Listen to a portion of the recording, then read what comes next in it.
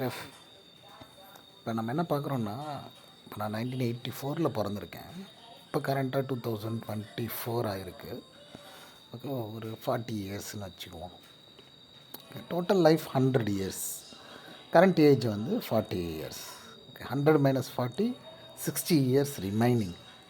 இன்னும் நம்ம வாழ போகிற நாட்கள். ஓகே, இப்போ எத்தனை நாட்கள் இருக்குன்னா 60 டைம்ஸ் 365 21,900 டேஸ். இன்னும் இவ்வளோ நாள் இருக்குது, நம்ம வாழலாம்.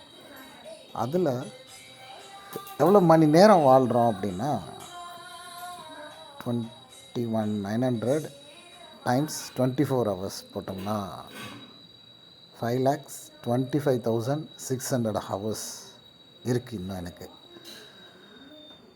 அதே இஃப் 100 இயர்ஸாக இருந்தால் ஓகே, அதில் பாதி நாள் தூங்கிடுறேன், ஹாஃப் டே ஃபுல்லாக தூங்கிடுறோம்.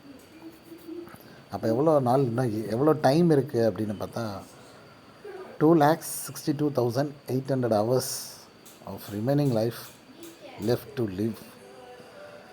ஸோ அப்போ ஒரு நாள் செலவு ஆகிடுச்சுன்னா ஆனது தான். ஸோ எஃபெக்டிவாக வாழணும். அப்போ நான் ரிஸ்க் எடுக்கிறதுல தான் அட்வென்ச்சர் இருக்குதுன்னு ஃபீல் பண்ணுறேன். ஸோ அதுக்கேற்ற மாதிரியான டெசிஷன் சாய்ஸஸ்லாம் இருக்கும். ஸோ ஹேவ் ஃபன் இந்த லைஃப். வேறு எதுக்கும் வேஸ்ட் பண்ணிகிட்டு இருக்கக்கூடாது இந்த ஹவர்ஸை. நீங்களும் உங்கள் லைஃபோடைய டேட் ஆஃப் பர்த்து போடுங்க, எவ்வளோ நாள் வாழ போகிறீங்கன்னு ஒரு யூகிச்சிக்கோங்க.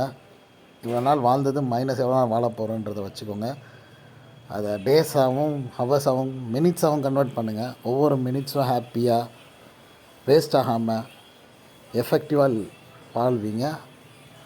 உங்கள் லைஃப் சூப்பராக இருக்கும். Happy living.